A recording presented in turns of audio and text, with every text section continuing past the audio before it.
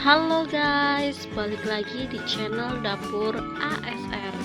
Nah, kali ini aku mau masak rendang ayam ya guys. Langsung aja aku jelasin bahan-bahannya ada apa aja ya guys. Yang pertama ada cabai merah, ada ketumbar dan juga merica, ada bawang merah dan bawang putih, ada daun salam, ada lengkuas, ada jahe dan kunyit, ada kemiri dan juga ada serai ya guys. Nah, tapi sebelumnya buat kalian yang belum subscribe, jangan lupa subscribe ya guys. Nah, di sini ada ayam yang udah aku potong-potong dan udah dicuci bersih. Selanjutnya di sini ada santan. Aku pakainya santan kara. Dan selanjutnya di sini ada gula merah, ada royco rasa ayam dan juga ada garam ya guys. Selanjutnya di sini bahan-bahannya ada kecap. Ini aku pakainya kecap bango biar rendangnya itu jadi lebih coklat dan pastinya lebih gurih, pokoknya enak banget. Nah, ini adalah bumbu yang udah aku ulek. Ini aku ulek semuanya ya guys. Selanjutnya kita panasin minyak dan langsung aja ini kita masukin bumbunya. Selanjutnya kita aduk-aduk. Ini serainya aku geprek ya guys biar lebih wangi dan ini nanti jadinya lebih enak banget. Nah, ini kita aduk-aduk terus biar nggak ada yang gosong.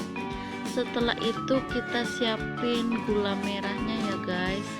Nah, ini aku masukin royco, garam dan juga gula merah. Selanjutnya kita aduk-aduk lagi sampai gulanya larut. Setelah itu kita masukin air. Ini kita masukin airnya sedikit aja dulu. Yang penting tuh gula, garam dan juga royconya itu larut. Masak rendang sebenarnya itu nggak ribet ya guys, karena semua bahan, semua bumbu rempah-rempah itu dimasukin dan langsung aja ini aku masukin ayamnya. Ini aku masukin semuanya dan di sini aku masaknya ada ati ampelannya juga ya guys. Jadi ini nanti bakalan ngeresep banget di ayamnya dan ini bakalan gurih banget karena ada pedes-pedesnya, ada manisnya dan ini enak banget. Nah, ini langsung aja aku masukin airnya. Ini aku tambahin biar semua ayamnya itu terendam dan nantinya nggak ada yang kurang matang. Selanjutnya kita aduk-aduk dan kita tunggu sampai kuahnya mendidih. Dan ini proses masaknya tinggal dikasih santan dan ini kita masukin santannya ya guys.